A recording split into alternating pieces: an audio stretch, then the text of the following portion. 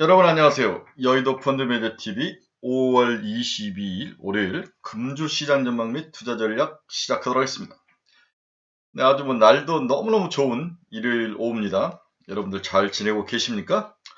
저는 어제 이제 우리 스터디 모임을 매달 하는 스터디 모임을 무사히 잘 마치고 어제 저녁은 잠만 막 잤죠. 피곤하고 3시간 친구들과 이렇게 함께 집중해서 강의를 듣는다는 게 쉬운 일은 아닌데 즐거운 시간입니다. 보통의 시간이죠. 그 좋은 토요일 오후에 남들은 다 편하게 놀러 가고 쉬는 시간에 나와서 자기가 돈을 내고 강의를 3시간 넘게 듣는다는 것은 4시간이요. 12시부터 우리가 4시까지니까 그렇게 쉬운 일은 아니죠. 하지만 그렇게 듣고 자꾸 다른 사람들은 어떻게 생각하고 또 전문가들은 어떻게 시장을 보는지를 계속 기억하고 먼지를 쌓듯이 지식을 늘리고 거기에 자기의 뷰와 엣지를 더하고 이러다가 문득 지나가는 종목이 맞아떨어졌을 때 이제 대박이 나는 건데 그 과정은 소림사에서 돌을 닦는 것보다 더 어렵고 힘들고 고통스러운 시간이죠. 그래서 어제 스터디 모임에 참석해준 우리 카페 친구들에게 너무나 감사드리고 꼭 이분들에게 우리가 봤던 종목들이 대박을 치는 그런 멋진 한 주가 되기를 간절히 이렇게 기원해 보면서 금주 시장 전망 및 투자 전략 시작해 보도록 하겠습니다. 먼저 이제 핵심은 서머넬리다. 저는 지금 미리 이야기하면 덥다. 서머넬리가 이미 시작이 되었고 이 시작점이 가장 주가가 많이 오른다. 이 서머넬리의 핵심이 2차 전지에서 돈이 반도체로 올라오는 스위프팅이라고 그러죠. 돈이 2차 전지에서 반도체로 흘러 들어오는 그 순간이 우리 서머넬리의 시작이다. 당분간 2차 전지는 박스권 안에서 움직일 가능성이 높고 반도체가 시장을 이끌어가는 서머넬리, 마지막 서머넬리, 이 올해에 이번에 먹지 못하면 올해 먹기 참 힘들 것 같아요. 이 서머넬리가 시작이 됐다. 그 핵심에 반도체가 세미컨덕터가 있다. 이렇게 간단히 정리를 해보면서 금주 시장 전망 및 투자 전략 시작해 보도록 하겠습니다. 구독, 좋아요 많이 눌러 주십시오. 금요일 주가 추이를 보면 다우는 0.33% 하락, 나스닥은 0.24% 하락, S&P 500은 0.14% 하락. 장 초반에는 좋았다가 다 이제 토해내는 그러한 상황이었다. 이렇게 볼 수 있는 거죠. 부채한도 협상이 빠그라졌다, 뭔가 문제가 있었다. 이렇게 이제 나오면서 매도가 나오면서 시장이 흔들렸는데 바로 우리가 원하는 만큼 부드럽게 갈 수는 없죠. 서로 치고받고 하고 의견 불일치도 나오고 큰소리도 나오고 둔탁하게 텅텅텅거리면서 이 부채한도 협상이 갈 것 같습니다. 하지만 이게 핵심이 아니다. 부채한도 협상은 상수다, 변수가 아니다. 던져버려야죠. 여기를 누가 예측을 하겠습니까? 하지만 결론은 나겠죠. 협상은 된다. 그렇죠? 협상은 된다. 근데 이 부채한도 협상에서 가장 무서운 점을 어제 이제 애널리스트가 한 말씀을 하셨는데, 돈을 깎아야 되는 거죠. 네, 공화당 의견을 받아들여 돈을 깎아야 되는데, 그 돈을 깎는 것 중에서 민주당은 우리 저소득층에 대한 그러한 어떤 복지 혜택은 줄일 수 없다. 오케이. 이 부분은 절대 포기할 수 없죠. 선거가 바로 앞에 있기 때문에. 그렇다면 예산을 줄일 수 있는 것은 뭐냐? IRA라는 거죠. IRA법. IRA법에서 전기차라든지 뭔가에 줄 수 있는 보조금 한도를 줄이는 방법이 의외로 논의가 될 가능성. 만약에 이 IRA법에서 반도체보다는 전기차가 좀 AMPC인가요? 그 한도를 지금 없는 거로 보고 있는데 한도를 정해준다면은 2차 전지가 한 번 더 추가 하락할 가능성. 이 가능성에 대해서 슬쩍 이야기를 하는 것을 저는 굉장히 아주 임프레시브하게 받아들였습니다. 다시 한번. 이번에 그 반도체라든지 2차 전지라든지 뭔가 미국의 현 정부가 밀어붙인 IRA법의 핵심에서 지금의 부채 한도를 협상을 하는데 이 저소득층에 대한 복지 금액은 줄일 수 없다. IRA법에서 뭔가가 좀 줄이는 방향으로 나갈 확률이 높다. 따라서 2차 전지가 혹시 모르는 유탄을 맞을 가능성, 이 가능성에 대해서 좀 주의를 해라. 이게 두 번째 시간 애널리스트가 한 이야기 중에 제 머릿속에 남는 이야기였습니다. 여러분들 꼭 기억을 하시고 꼭 그렇단 건 아니지만 관심을 가지고 뉴스 플로우를 계속 지켜봐야 됩니다. 이렇게 되면 가장 피해를 보는 게 2차 전지라는 거죠. 2차 전지가 원투 스트레이트로 한 번 더 얻어맞을 가능성. 이 가능성도 있음을 꼭 기억을 하시기 바랍니다. 지난 금요일 날 이제 파웰이 여러 컨퍼런스에서 이야기를 한 게 타이트한 신용 사항이다. 경제 성장과 물가에 악영향을 주고 있는 것 같다. 통화 긴축을 많이 해왔고 현재는 제한적이지만은 뭔가가 이제 좀 쉬면서 지켜봐야 될 그런 상황이다. 이런 뉘앙스를 풍겼다는 거죠. 그렇다면 6월에 금리 인상은 당분 한 번에 쉬어갈 가능성. 이렇게 하면서 달러 지수가 강세로 가다가 이제 약세로 움직였죠. 103.19까지 달러 지수가 103을 치고 올라가면서 강력하게 6월에 추가 금리 상승을 반영을 하다가 이제 살짝 조정을 받고 내려오는 모습. 이러한 모습이 달러 지수에 이렇게 파악이 돼서 달러 지수가 약세로 돌아서는 모습이 금요일 날 나타났습니다. 이제 시장이 애플이나 테슬라보다는 엔비디아 쪽으로 쏠리죠. 엔비디아가 1.31% 빠졌고 장외 시장에는 0.몇 프로로 좀 줄었습니다. 여전히 312달러로 고공 행진하다 살짝 조정을 받았는데 엔비디아가 이 썸머넬리 반도체 넬리의 핵심이 엔비디아다. 그래서 엔비디아의 주가를 지속적으로 봐야 된다. 금요일 날은 살짝 기스가 난 모습이 있었습니다만 그렇게 큰 기스는 아니었습니다. 대만 TSMC는 볼까요? 0.08% 빠졌으니까 거의 변화가 없었다. 마이크론 테크놀로지는 반대로 0.89% 상승을 하며 68.17달러에 마감을 태면서 이제 D램은 오히려 가격이 오르는, 주가가 오르는 그런 모습. 일본에서 투자를 진행을 하면서 이렇게 지원금을 받는 모습들. 그 다음에 뒤에서도 이야기하겠지만 Q가 이제 감축을 하면서 P가 바닥을 거의 다 치고 있는 모습. 이런 모습들이 D램 종목들에 대한 주가가 바닥을 치고 올라온 모습이 나타나고 있습니다. 지난주 글로벌 시장 수급을 한번 볼까요? 한국은 지난주에 4.6억 달러가 들어왔습니다. 인도도 4.4억 달러가 들어왔고 대만도 4.7억 달러. 동남아시아는 빠졌고 브라질은 0.6억 달러 변동이 없었고 남아공은 빠진 모습.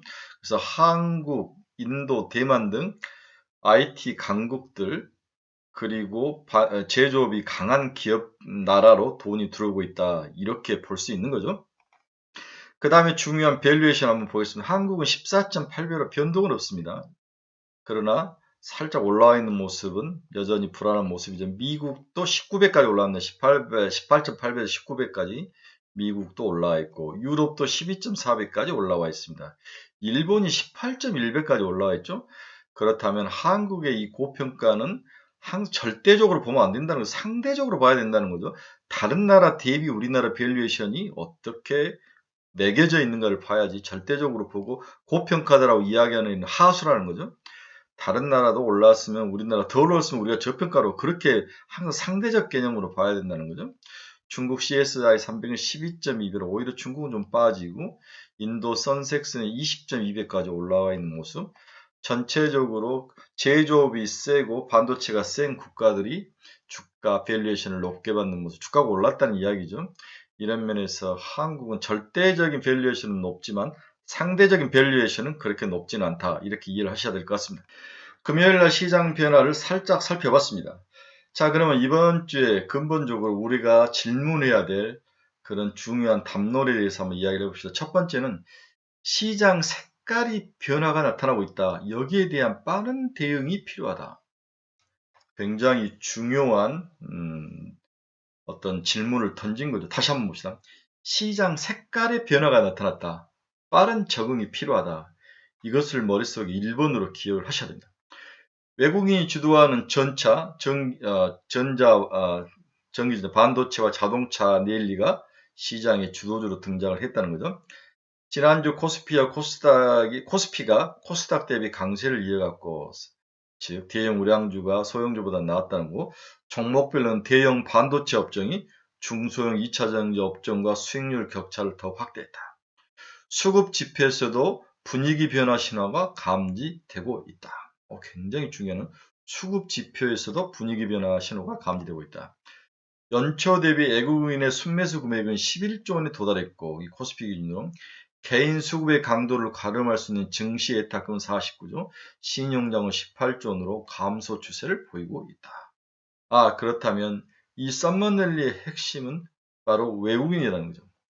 그동안 개인들이 시장의 이니시어티브를 쥐고 있다가 이제 수급의 이니시어티브가 외군으로 변하고 있다는 사실, 이 시장의 색깔 변화를 빨리 캐치해야 된다는 거죠. 외국인이 주도하는 증시 색깔 변화에 빠른 적응이 필요한 시점이다.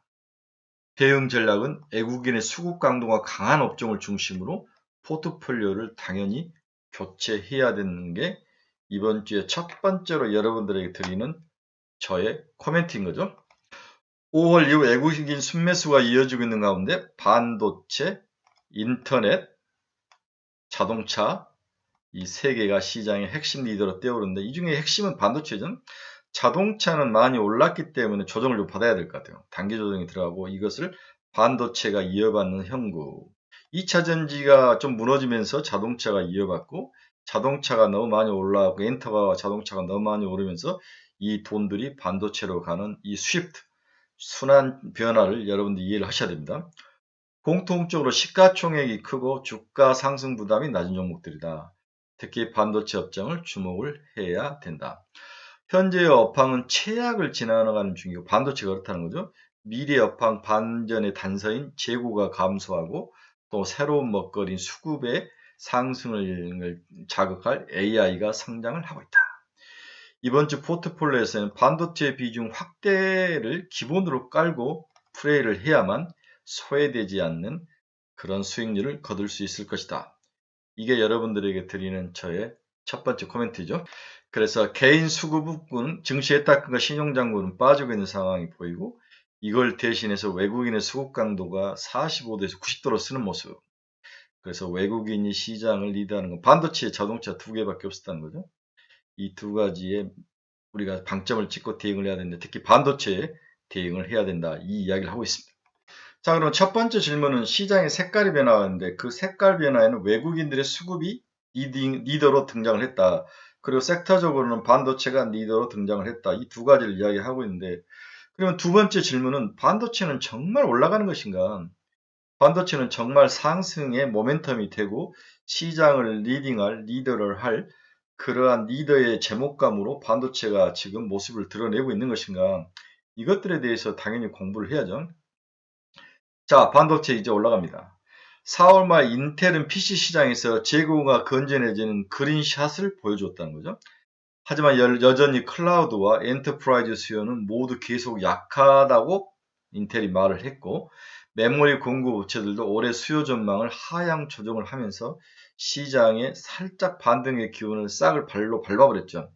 그렇기 때문에 여러 기업들이 감산을 시작하거나 또 감산을 늘려가야 될 이유로 작동을 했습니다.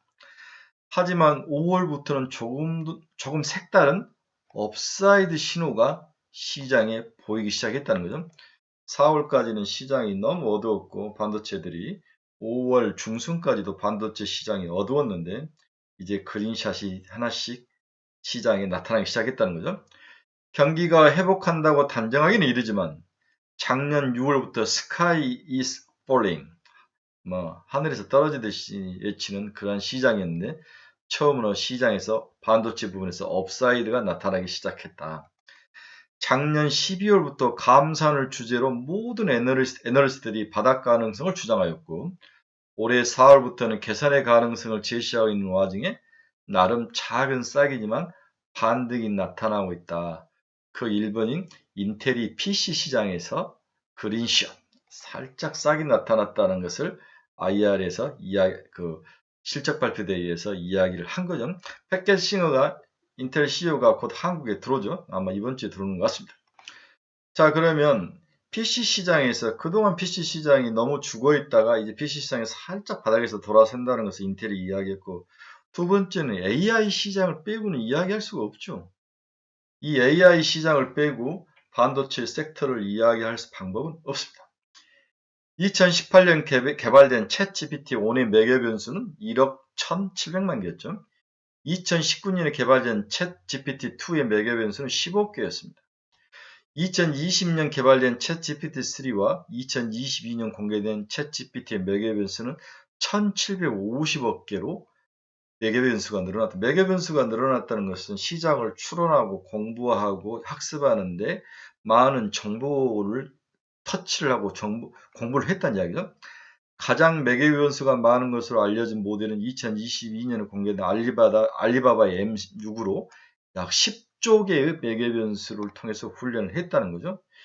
이만큼 AI 시장이 빠르게 스피드 있게 그리고 우리의 현실적으로 B2B가 아니라 B2C로 다가온다는 거죠. 첫 번째 B2C로 다가오기 때문에 사람들에게 체감 강도가 굉장히 세다는 거죠. 그러면 이렇게 빠르게 매개 변수가 늘어나는데 그 핵심은 AI 모델의 고도화와 이 고도화에 따르는 비용이 정비례하면서 늘어난다는 거죠. 그러면 누가 여기에 관련된 비용이 어디다 비용을 많이 쓰는 거냐? 결국 반도체를 사는데 비용을 많이 쓴다는 거죠. 고급 D램, GPU 같은 것들, 이렇게 사용량이 늘어날 수밖에 없는 그런 구조로 시장이 변해가는데, 여기에 돈을 쓸 수 없는 사람은 죽어야죠. 예, 쫄리면 죽어야죠. 늘어난 데이터를 바탕으로 AI 모델이 고도화됐습니다. AI 모델은 이미지 분류, 언어 처리, 객체 탐지 등 여러 종류가 있고 최근 몇 년간 훈련 속도가 크게 줄어들었습니다. 훈련 속도가 줄어들었다는 것은 무엇을 말하는 거냐? 굉장히 빠르게 학습하는 시간이 줄었다는 거죠. 네. MLPERF라는 AI 시스템 벤치마크 테스트에서 이미지 분류의 경우 동일 수준의 정확도를 달성하는 데 걸리는 시간이 2018년 6.2분에서 2022년 12월은 20초로 줄었다는 거죠. 네, 훈련 속도가 엄청 줄었습니다. 객체 탐지 기능도 같은 기간 72.1분에서 2.75분으로 줄었다는 거죠. 다만 이 과정에서 모델을 구동시키는 반도체 수가 크게 늘었다는 거죠. 이게 핵심이죠. 이게 핵심. 이게 왜 우리가 AI와 반도체가 무슨 관련이 있는가. 이걸 보는 거죠. 결국은 반도체 수가 늘어날 수밖에 없는 거죠. 2018년 6.2분의 기록을 낸 이미지 분류에는 NVIDIA DGX1이 640개가 사용되는데 2022년 0.32분으로 기록을 단축한 모델은 NVIDIA A100이 4216개의 GPU를 사용했다는 거죠. 와우. 640개, DGX1이 640개 사용되다가 지금 4216개로 반도체 GPU 사용량이 늘었다는 거죠. 결국은 이 싸움은 돈이 필요한데 그 돈의 핵심은 반도체를 살 수 있는 그 돈이 있느냐 없느냐의 싸움. 그래서 결국 핵심은 반도체 기업들이 돈을 모을 수밖에 없는 구조로 가고 있다. 이게 현재 그 모든 어려움, D램 가격 하락, 수요 감소, 공급 증가, 이 모든 것의 어려움을 이길 수 있는 하나의 그린샷이 PC 시장과 AI 시장에서 나타났다. 이렇게 정리를 해볼 수 있습니다. 따라서 AI 모델의 파라미터 수와 훈련 비용은 정방향으로 정의 상관관계로 늘어나죠. 매개 변수가 15개인 GPT-2의 해당 훈련 비용은 5만 달러였다는 거죠. 그러나 매개 변수가 1750억 개인 GPT-3의 해당 훈련 비용은 180만 달러. 와우, 거의 20억이 들어가는 거죠. 즉 아직 모델의 퍼포먼스와 비용이 비례하고 있기 때문에 향후에는 이 비용을 낮추는 게 관건이라는 거죠. 그렇다면 대량 생산을 해줄 수밖에 없는 그러한 상황. 대량 생산이 안 되면 이 비용을 감당해낼 수 없는 거고 돈이 있는 일부 기업들이 결국 미국의 빅테크가 이 AI 시장을 휘어잡을 수밖에 없는 그런 구조로 가고 있다. 이렇게 볼 수 있죠. 그래서 앞에서도 이야기했지만 AI 모델의 훈련 시간이 줄어들고 있고 매개 변수는 많을수록 훈련 비용이 들어간다. 이 부분을 꼭 기억을 하시기 바랍니다. 자, AI 시장 규모는 2030년 1850억 달러, 우리나라 돈으로 거의 200조 원 정도가 이상이 되죠. 연평균 성장률이 37.8%입니다. 이건 우리 전기차 시장의 성장률과 거의 비슷한 거죠. 네, 이 그래프를 보십시오, 여러분. 여기에서 돈이 되는데 여기에 우리가 신경을 안 쓰고 다른 데 가서 신경을 쓰고 있으면 뭘 어떻게 돈을 벌 수 있겠습니까? AI, 반도체 이 두 가지가 이 여름 썸머랠리의 핵심이다. 그리고 2차 전지가 가졌던 양극재와 리튬 산업을 뺏어올 수 있는 유일한 대안이다. 이렇게 시장에서 이야기를 하고 있는 거죠. 자, 그리고 우리가 또 반도체 시장에서 하나 봐야 될 것은 CPU가 진화를 하고 GPU로 시장이 넘어왔고 이 GPU의 끝단에 NPU라는 것이 시장이 새롭게 개화되기 시작했다는 거죠. NPU. 자, 세 번째 화두는 NPU라는 단어를 꼭 기억을 해야 된다. 저장보다는 연산 비용을 낮추기에 등장한 것이 AI 연산에 특화된 NPU다. Natural 프로세싱 유닛, 뉴럴 프로세싱 유닛, 내추럴이 아니라 뉴럴 프로세싱 유닛 같은 AI 반도체이다. AI 반도체는 행렬 연상에 최적화된 프로세스라는 거죠. 행렬 연상에 여러 개의 연상을 GPU보다 빠르게 처리할 수 있는 게 NPU라는 거죠. 네. IDC 등에 따르면 글로벌 반도체 시장 규모는 2022년 5,880억 달러에서 올해 5,460억 달러 77% 감소하겠지만 2007년엔 7,500억 달러로 성장할 것으로 예상을 하고 있다. 연평균 5%의 성장이 전망이 된다는 거죠. 이 중 메모리 반도체는 같은 기간 마이너스 2.7% 역성장, 반대로 시스템 반도체는 연평균 7.2% 성장할 것으로 시장은 전망을 하고 있습니다. 그러면 현재 25.5%인 메모리 시장의 점유율은 2027년 17.5까지 줄고 하락할 것이고 시스템 반도체 시장의 점유율은 82.5%로 상승을 한다는 가정이 성립되는 거죠. 결국 시장은 메모리보다는 시스템 반도체 시장에서의 승패가 결정이 된다. 이렇게 이해를 해야 될 것 같아요. 자, 그래서 다시 부언을 해보면 앞으로 반도체 시장은 저장보다 저장보다 연산이 중요하다는 점을 꼭 기억을 해야 된다. 시스템 반도체 안에서도 AI 반도체 시장의 성장이 두드러질 것으로 보이고 있다. 연산하고 프로그램을 만드는 AI 시장하고 이것을 만들어주는 이제 그 시장이 따로 있고 AI 시장, 비메모리 반도체 시장으로 세 개로가 나눠져 있죠. AI 반도체 시장은 2022년 553억 달러에서 2027년 1120억 달러로 연평균 20%씩 상승할 가능성이 높아 보인다. 시스템 반도체 시장 내 참여하는 비중이 10%에서 2027년 18%까지 AI 시장이 치고 올라갈 것이다.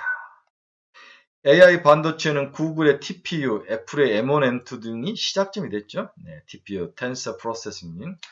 팹리스이기 때문에 메모리나 파운드리보다 진입장벽이 낮아서 2010년대 중후반부터 삼바노바 시스템즈, 세레브라스 등 AI 반도체 스타트업이 생겨나고 최근 사피온, 뉴프리오사 AI, 니벨리온과 같은 국내 기업들도 두각을 나타내고 있다. 사피온 유명하죠. 장애시장 사피온, 뉴프리오사 AI, 니벨리온과 같은 그러한 AI 팹리스 회사들이 반도체 스타트업들이 시장에서 큰 각광을 받을 것이다. 새로운 반도체, 새로운 주도주 AI 반도체를 잘하는 기업은 기존의 구글, 애플, 엔비디아 있지만 이렇게 새로 등장한 기업들도 우리가 눈여겨봐야 될 거다. 이렇게 여러분들에게 조언을 해드립니다. 즉 과거에 업황을 주도했던 기업들보다 새로운 기업이 변화에 능하기 때문이죠. 반도체 시장은 변곡적을 맞는 지점에서 주도주가 바뀐 애가 많습니다. 메모리에서 CPU로 할 때는 인텔이 시장이 주도해줬고 CPU에서 GPU로 갈 때는 엔비디아 있죠. 이번에 NPU가 새롭게 나타났을 때는 여기에 대해 주도주가 나타날 가능성이 있으니까 그 주도주에 대해서 엔비디아도 물론 관심을 가져야 되지만 NPU라는 단어가 미국에서 찍히고 이 기업이 사람들이 입에 오르낼 때 무조건 여기다 몰빵을 해야 된다는 게 제 생각이죠. NPU와 GPU를 이룬 새로운 먹거리다. 이렇게 꼭 기억을 하셔야 될 것 같습니다. 반도체 메모리의 비중이 줄고 비메모리 비중이 늘어나고 있다. 빨간 글이 시스템 반도체죠.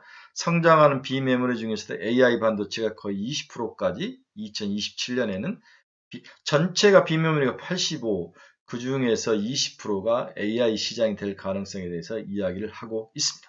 이제 막 시작했다는 게 가장 주가가 상승하기 좋다.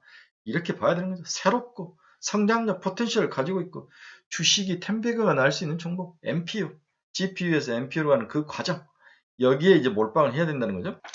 네, 지금까지는 좀 큰 담론을 이야기해서 지금 반도체 시장이 왜 바닥을 치고 올라가는 건가 이 이야기를 했던 거죠. 네, 인텔이 PC 시장에서 뭔가 변화가 있고 모든 것들이 다 바닥을 쳤다. 그 다음에 AI 시장이라는 어마무시한 새로운 시장이 새롭게 들어온다. 거기에 NPU라는 시장이 엉덩이를 깔고 새롭게 미래 템버거의 먹거리로 들어온다. 이 이야기를 하고 있습니다. 자, 그러면 이번 장에는 그러면 한국 D램 기업에는 어떤 반등의 신호가 나타나고 있는 건가? 지금 한국의 반도체인 삼성전자와 SK 하이닉스를 사야 되는 건가? 그 관련된 서프라이 체인에 있는 100여 개의 기업을 어떻게 봐야 될 것인가? 이 이야기로 다시 돌아와서 좁혀서 들어가 보도록 하겠습니다. 업사이드는 SK 하이닉스 2분기 D램 판매량 증가에서 나타났다. 회사는 실적 발표에서 1분기 실적 발표에서 2분기 D램 판매량은 두 자릿수 성장으로 1분기 하락했던 마이너스 20%를 상쇄한다고 발표를 했고 계산해보면 약 20% 중반의 성장이 나타날 것이라고 이야기하고 있습니다. 최근 시장에서 감지된 정황은 30% 중반에서 50% 중반일 정도로 D램 판매량이 늘어날 거로 보고 있는 거죠. 두 번째, 가격은 내려도 팔리지 않았던 문제가 해결되기 시작했다. 가격은 내려도 팔리지 않았던 문제가 하나씩 해결되기 시작했다는 터닝 포인트가 나타난 거죠.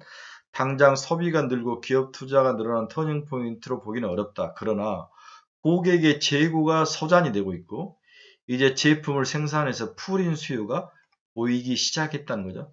항상 주식은 방향성이 중요하다는 거죠. 이 방향성이 턴을 했다는 사실이 매우 중요합니다.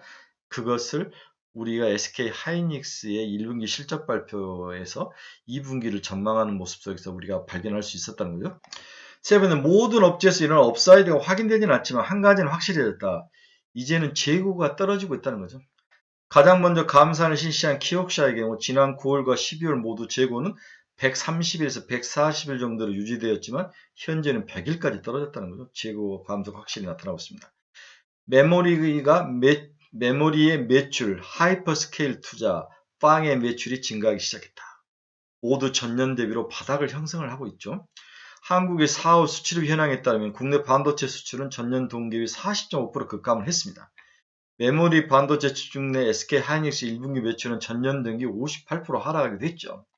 업사이드가 현실화되면 3분기부터는 전년 동기 대비 의미 있는 개선이 크게 나타날 가능성이 우리가 이야기가 되고 있는 거죠. 지금 그런 분위기가 나타나고 있습니다.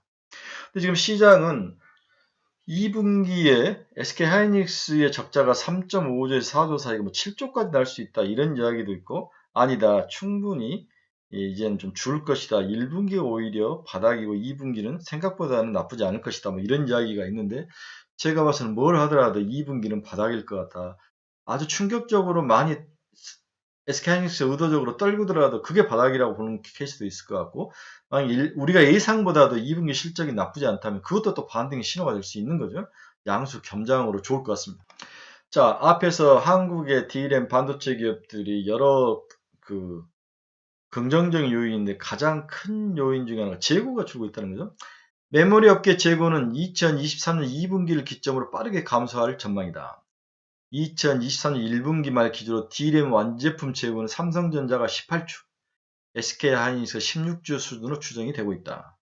삼성전자 재고는 2분기 19주로 소폭 증가한 후 인위적인 감산 효과가 나타나는 3분기부터 빠르게 감소할 것으로 보고 있다. 연말 기준으로 10주 수준까지 재고가 줄 확률이 높아 보인다. 18주에서 10주까지 줄 확률이 높아 보이는 거죠. 3분기에. 그렇다면 선반영될 확률이 높다. SK하이닉스 재고는 2023년 2분기 11주 수준으로 큰 폭의 감소를 했죠. 17주에서 출하 성장률이 위에 있는 것을 기인을 하고 있는데 연말 기준으로 8주 수준까지 감소할 가능성이 높아 보인다. 이미 이제 재고 수준은 꼭대기를 치고 재고가 감소하고 있는 모습이 확실히 나타나고 있죠. 그래서 그 그린샷 싹이 나타날 때 그때 사야 된다는 게 이제 주식시장의 커다란 원리 중에 하나입니다. 지금 사야죠. 그래서 글로벌 메모리 반도체 3사의 재고 추이가 줄고 있고 PC, 서버, 스마트폰 반도체 재고 추이도 확실히 줄고 있는 모습이 나타나고 있습니다. 자, 우리가 이제 반도체 종목에 대해서 긍정적인 시각을 갖는 이유가 AI, 그 다음에 재고 감소, 바닥을 쳤던 거, 그 다음에 이제 DDR5라는 새로운 미래 먹거리가 이제는 구체적으로 시장의 숫자화되고 그 다음에 확실히 호황을 맞아가는 전 단계에 진입을 했다는 소식이 여러 군데에서 여의도에 들리기 시작한 거죠. DDR5는 더 빠르고 더 작은 전력을 소비하는 그러한 반도체다. 이게 특징이죠. 업사이드 중심에는 신제품 DDR5가 있습니다. D램의 기존 DDR4에서 DDR5로 이전이 되고 있고 신제품은 더 빠르게 전력 소모도 작은 DDR5로 움직이고 있습니다. AI 서버들에 들어가는 신제품 128기가 DDR5는 기존 64기가 DDR4보다 10배가 더 비싼 가격에 주문이 되고 있습니다. 오, 굉장히 중요한 투자 포인트입니다. 가격이 10배가 더 비싼 거죠. HBM High Bandwidth 메모리도 수요가 좋고 스마트폰 시장이 부진하지만 LPDDR5 수요는 나쁘지 않습니다. low price죠. 네, 저전력이라고 해야 되죠. 공급이 부족한 신제품을 구하려면 기존 제품을 동시에 구매하는 방법이 동시에 병행 중이기 때문에 DDR4와 DDR5가 이제 서서히 재고가 줄고 수요가 증가하는 그런 모습. 이게 이제 핵심이라는 거죠. DDR4는 1분기에 SK 하이닉스 전체 물량의 10%에서 2분기에는 20% 선을 넘어설 것으로 보고 있습니다. 확실히 숫자적으로도 성장하는 모습이 나타나고 있네요. 하반기에 이를 전체적으로 30%와 40% 확대하면 당연히 투자도 동반되고 SK 하이닉스는 추가적인 자금 수요가 발생할 수 있습니다. 잘 팔리는 신제품이라는 용처를 보여주는 SK 하이닉스에게 금융당국이 돈을 안 대줄 리는 없죠. 물론 2분기에는 경쟁사의 품질이나 중국의 마이크론에 대한 조사 등으로 SK 하이닉스 수요가 더욱 두드러질 수 있을 것이고 일시적으로 평가절하할 수도 있습니다. 네. 하지만 불경기의 제품 믹스의 충격을 완화하는 것도 과거 선도 업체가 보여줬던 모습이고 이런 점에서 SK 하이닉스 2분기는 칭찬을 받을 것입니다. SK의 판매가 시장 수준을 상회해야 한다고 경쟁사가 다시 물량을 경쟁하기는 어렵다고 볼 수 있습니다. 그들은 지금 돈이 없기 때문이죠. 지금은 만들수록 손해는 캐시 버닝 상황이라 해서 이 손익 개선이 절대적으로 중요하기 때문에 먼저 치고 난 놈이 먹을 수 있는 거죠. 지금 시장에서 SK 하이닉스가 자금은 좀 필요한데 돈이 없다. 굉장히 돈이 말라 있는데 이제 은행에서 돈을 빌리기도 하지만 자사주를 시장에 한 2조 정도 팔 생각도 있는 것처럼 그런 소문도 좀 들립니다. 그래서 우리가 DDR5에 대한 투자를 해야 되는데 노출도, 신규 부품, 점유율 이런 것들을 다 감안해서 DDR5를 사야 됩니다. 업계 내 낮은 DDR5 재고와 공급사들의 DDR5 생산 증가는 즉각적으로 후공정 업체의 P와 Q의 상승 효과로 이어져서 밸류 체인 내 차별화 포인트가 될 것이다. 오케이, 누구? 후공정 업계. 핵심이죠. DDR5의 핵심은 후공정이다. 후공정이 전반적으로 2023년 1분기 실점 저점을 회복세를 시작했다. 그리고 3분기부터는 본격적으로 DDR5 효과가 나타날 것이다. 수의 속도 및 강도라는 관점에서 하나마이크론, 한양 디지텍 등이 수혜를 받을 것이다. 세 번째는 2023년 3분기부터 수동 부품. 그렇죠? 2023년 3분기는 테스트 소켓 순으로 DDR5 관련 실적 모멘텀이 반영될 것으로 예상을 하고 있습니다. 와우, 후공정, 그 다음에 수혜 속도가 높은 수동 부품, 테스트 소켓, 그 다음에 기판 이런 순으로 당연히 돌 거다 이 이야기를 하는 거죠. 그래서 본격적인 실적 온기 반영은 2024년부터는 미리 이제 선반영될 확률이 높은 거죠. DDR5를 생겨본 이번 사이클에서는 관련 업체의 수혜는 명확하다. 아비코전자를 비롯해서 ISC의 수혜가 전망이 되고 있다. 기판의 기업 일본이 이미 수혜 저점을 확인했다. 2분기부터는 반등을. 왜 기판이 더 수혜입니까? 기존의 DDR4보다 기판의 크기가 30%나 더 증가합니다. 기판 크기가 30%나 더 커져요. 그러면 기판 가격이 더 비싸지겠죠? 네. 그중 DDR5 관련된 직접적 비중이 높은 TLP. 많이 바닥을 찍고 많이 올랐죠? 연말 기준 DDR5 비중이 30%를 상회할 것이다. 전체 매출액에서. 해성 DS, 심텔, 대덕전자, 코리아 서키트 등도 DDR5의 수혜주로 거론이 되고 있습니다. 이 DDR4와 DDR5의 이제 장점 비교를 한번 해보면 일단 DDR4에는 PMIC라는 전력 반도체가 들어가고 모듈 키를 컨트롤할 수 있는 모듈 컨트롤 키가 하나 들어가는 거죠. 그리고 이 반도체의 용량이 커지고 기판도 커지고 이 기판이 30%가 더 커진 거죠. 자, 먼저 모델 DDR3, 4, 5의 그 차이점들을 한번 우리가 이것도 어떤 뭐랄까 알아야 될 교양 차원에서 먼저 구동시키는 전압이 DDR3는 1.5V인데 4는 1.2V, DDR5는 1.1V로 아주 작은 전압에도 구동이 되는 거죠. 전력이 적게 먹고 최대 용량도 3는 8기가에서 16기가, 5는 64기가로 16배에 4배가 올랐을 정도로 용량이 커지는 거죠. 클럭 속도, 정보를 전달해주는 클럭 속도도 2배가 커지는 모습을 볼 수가 있습니다. 최대 대역부터 고속도로 넓이도 2배씩 커지는 그런 모습을 볼 수가 있죠. 저전력에 초전력에 속도가 빠르고 그 다음에 전기가 적게 들고 초전력이라고 이야기했으니까 이러한 것들이 DDR5의 핵심이다. 다만 가격이 좀 비싸고 여러 가지 것들이 서포팅이 돼야 되는 시간의 문제인데 이걸 AI 반도체가 속도 싸움이라든지 용량 싸움, 가격 싸움을 불러일으키면서 DDR5의 수요가 늘어날 것이다. 이렇게 예상을 해보는 거죠. 어떤 분들은 뭐 SK 하이닉스나 삼성전자 내부에서 DDR5가 차지하는 비중이 적으니까 크게 신경 쓸 거 있냐 이렇게 말하는 분도 아닌데 그렇지는 않습니다. 무엇이든지 항상 0부터 시작하죠. 0, 1부터 시작해서 나중에는 DDR5가 먹여 살릴지도 모른다는 생각을 가져야 될 것 같습니다. 관련주들 한번 쭉 보십시오. 삼성전기, 심책, 대등전 이거 잘라서 붙여놓으셔야 되죠. 네, 붙여놓으시기 바랍니다.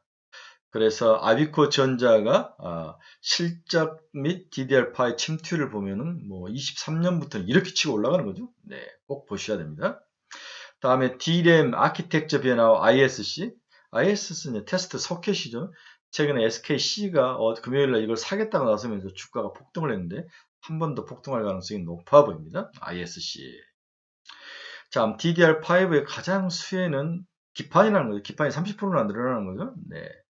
이 빨간 것은 주로 PC에서 들어가는 기판이고 나머지는 이제 서버용 D램에 들어가는 건데 심텍, TLB, TSC, 유니테스트, ISC, 코리아 서키트, 해성 DS 이런 기업들이 수혜를 받고 이것도 잘라서 붙여놓으셔야 되죠.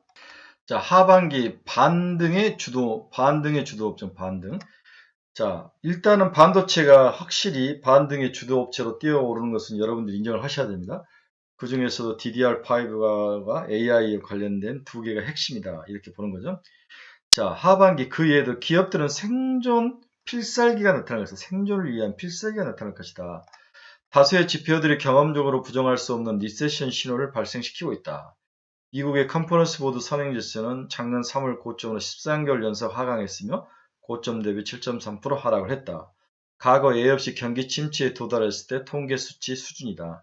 그러나 기업들은 경기 침체를 손 놓고 방관하지 않는다는 사실이 늘 자본주의 시장의 강력한 경쟁력이다. 이 부분을 굉장히 중요시하죠. 그래서 뭐 강연이나 이런 사람들은 하반기에 무너질 거다 이렇게 보는데 그렇지 않다는 거죠. 기업들은 전부 다 재빠르게 인원 감축, 인력 감축을 하거나 재고 조정을 하는 거죠. 이렇게 단행을 하면서 또 신기술에 몰빵을 하면서 새로운 미래 먹거리와 시장을 창출하는 그 창의성이 바로 자본주의의 핵심이 그걸 제일 잘하는 나라가 미국이라는 거죠. 디스인플레 수혜를 입은 업종은 필수 소비재와 자본재인데 이익 개선이 일어날 것으로 이해를 하고 있습니다. 만약 우리가 대면할 경기 하강이 급격하지 않는다면 기업이익 반등도 기대를 걸어볼 수 있는 환경, 서서히 하락하고 이러한 구조조정과 새로운 재고조정, 새로운 기술에서 투자해서 돈을 벌 수 있는 시간적 여유를 얻을 수 있을 정도로 경기 침체가 서서히 일어난다면 우리가 생각한 만큼 기업 침체와 몰락은 없을 것이다. 이게 이제 자본주의의 가장 큰 특징이고 미국이 이걸 제일 잘하더라. 일본이나 한국이 그걸 쫓아가는데 이제는 한국, 일본보다 홀 낫다. 이렇게 이해를 하셔야 됩니다. 그래서 하반기 키워드는 빅테크 기업, 턴어라운드 기업, 디스인플레 수혜주 이렇게 예상을 해봐야 될 것입니다. 네, 오늘은 긴 시간 제가 반도체, DDR5, AI 이런 이야기만 했죠. 네.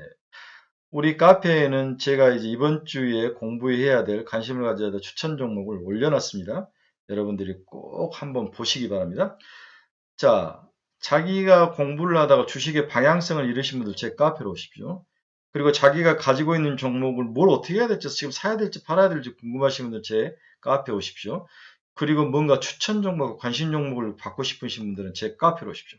이 주소 치고 들어오시면은 어마어마한 세계가 펼쳐져 있습니다. 이렇게 건전하고 정보가 많은 카페도 있구나. 여러분들이 놀라실 겁니다.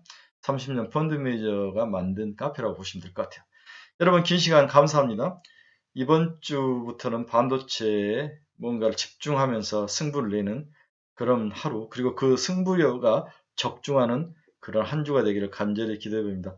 이번 주 잘 버티면 또 다음 주 3일 쉬네요. 네, 즐거운 5월이 우리들에게 아쉽지만 지나가고 있지만 여러분들 건강하게 초록초록 잘 누리시기 바랍니다. 여러분 감사합니다. 화요일 날 뵙겠습니다.